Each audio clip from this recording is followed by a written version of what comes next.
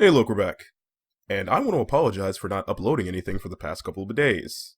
So, the reason that I haven't uploaded for about, 3, 4 days now is because I have been sick.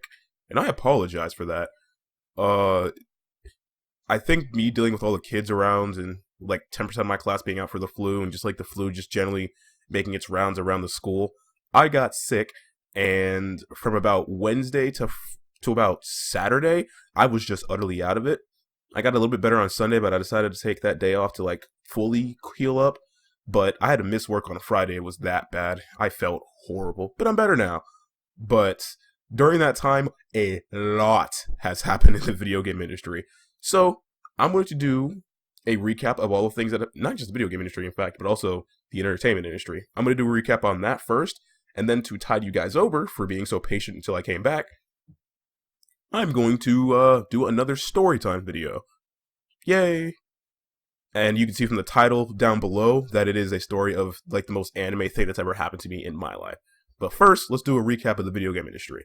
So we have Anthem has been confirmed to be getting a major overhaul and update. I'm guessing similar to how what happened with Destiny 2 and Warframe, because the game has been on life support and maintenance mode for a while, so much so that the Christmas event is still going on to this day, even though we're now in February. So that's a thing. Not really surprised. This always happens. It'll probably get better now, so that's good for the people who bought into the game. Warcraft 3 has been forced now to give full-on refunds,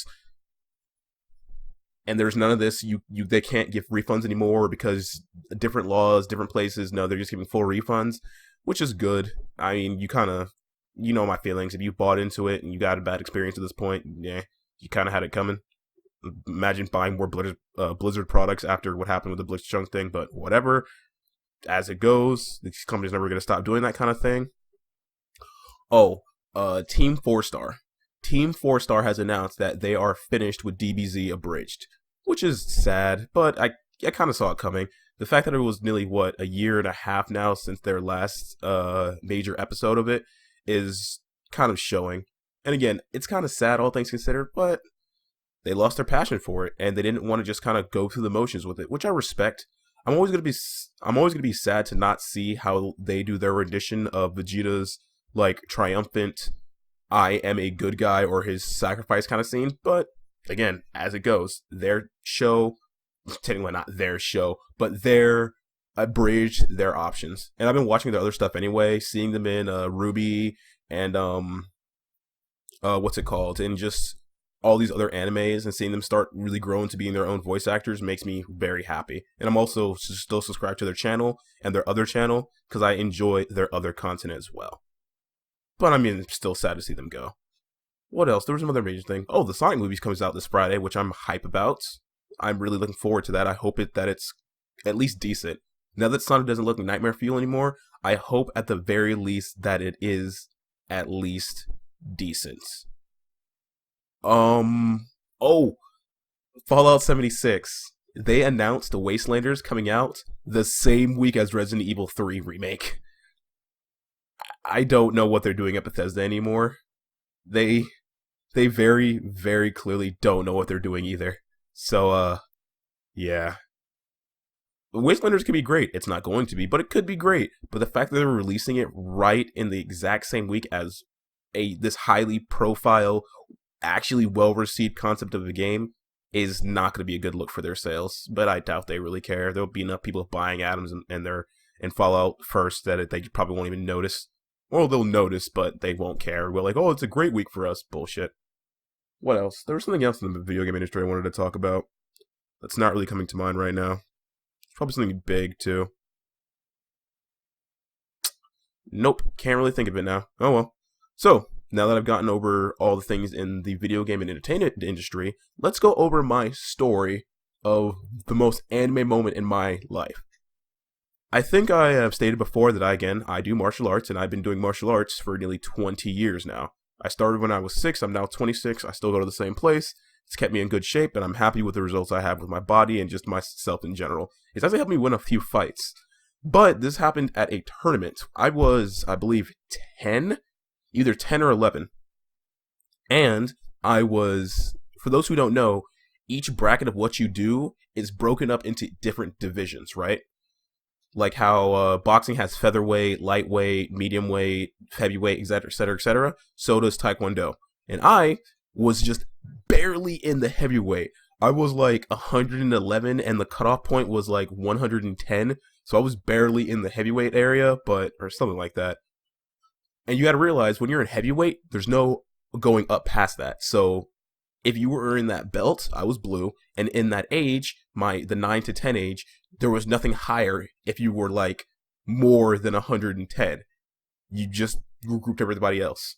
So it was me and 62 other competitors at first, and then we see this huge guy. He was like a good 6 inches taller than everybody else of the other competitors. Come down and sit at our ring. Everyone freezes for a moment and like looks at him, and then we're like, how old are you? And he says 10. And like the parents cascade down from the stands and like rush the judges and stuff and go like, that kid's not 10 years old. His dad comes over. His dad's it was kind of funny. Have you ever seen like what's it called? You know Mikey from Recess, how he was a big child and his dad's like a string bean? That's kind of how it was. He was a big kid. He was kind of husky. He was like a bigger Samoan-like kid, and his dad was like really string beanish. So, yeah. And yeah, he comes over, his dad shows his birth certificate, and he was 10 years old. He was in our belt division. He was a heavyweight because there was nothing past heavyweight. He was like 200 pounds to our 110 to like 130 at best. So there was nothing he can do. Pretty much every single parent in the stands was like, please don't have my child go against that monster. Please? And it was, of course, as things are going on, people are going up, fighting their opponent, winning, losing, etc., etc. And then it gets down to me and 2 other kids and the big kid who didn't go yet. My name gets called. I stand up. I get like, tap my fist like, yeah, I'm ready to go. Let's do this. Let's do this. I'm ready to fight. And then the name Patrick gets called. My mother cheers her ass off because this kid didn't look like a Patrick. He looked Samoan. You think he'd have like a Samoan name. But nope, he stands up and he can hear my mom go from cheering. I turn and I see her crying over in the stands.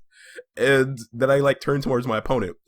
I heard later on from my instructor, my mentor, Master Mentor, even to this day, he still remembers this tale. And he was like, Miss, don't worry, your son will be fine. He's not going to get hit. And my mom's still crying and stuff like that. But I get into the ring with this guy. And the match starts. And he's not fast. He doesn't have like the raw speed that we have. But when he landed a kick, I blocked it and I was like, oh my God, my arms hurt so much. So I was right. I danced around that ring. I wasn't going to let him hit me again. And you know how it is with your parents and they want you to succeed. They start cheering for you. So obviously my mother started cheering for me. My fellow students from my school also started cheering for me. Now, mind you, I am a black kid and he looked Samoan or maybe Hispanic. I think he was probably Samoan. So it was very clear after the kids looked to the stands and saw the black woman cheering for the black kid of who I was because she was chanting out my name. So then my fellow competitors started cheering for me because obviously they didn't want to fight this Titan. It was literally a David and Goliath kind of thing. He had a good 6 inches on me. He had a good 6 inches to a foot on everybody else. So my fellow competitors didn't want to fight him. So obviously they cheered for me.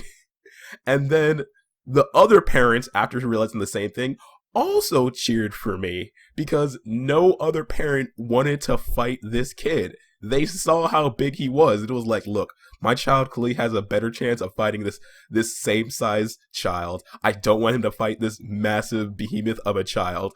Go, go, go. And they kept chanting my name. And I got lost in the moment. And just when you are in that position where you have people cheering for you like that, it feels so godlike. You legitimately feel like the world is your oyster. It feels that good, you know? And I just literally got lost in the sound and all the people cheering for me, and I was able to win the fight. After the fight was over, I never really like gloat when it comes to fights and stuff like that, so I was able to sit down and talk to him, and he was a really nice guy. He's a really, really nice guy. Patrick, if you are out there and you just happen to find my channel, good fight, man. But yeah, he was a really nice kid. He actually started crying because like no one wants to not be cheered for. He knew I was more or less the underdog, and he wasn't a bad person. It's just that no one else wanted to fight him, and just having the entire world kind of cheer against you, it's kind of hard to hold your composure. But no, I talked to him, and yeah, I funnily enough after the story or after my mother told me a story afterwards how apparently his dad came over to my mother and my group of friends and stuff and was like, "Look, hey, you wanna cheer for my son like that when he's up against other competitors? That'd be great." And it was just like we gotta laugh at it a bit. But that was like the closest thing I ever got to like a real life anime moment where like everyone is cheering for me to succeed kind of thing. It was a good moment. It was really good to be in that kind of setting. Either way, I'll be starting another LP soon. I want to apologize for being sick. I'm better now, so let's just keep it rolling. For everyone out there watching and listening, I want you to have a good morning, evening, day, or night. But for right now, I'm out. Later.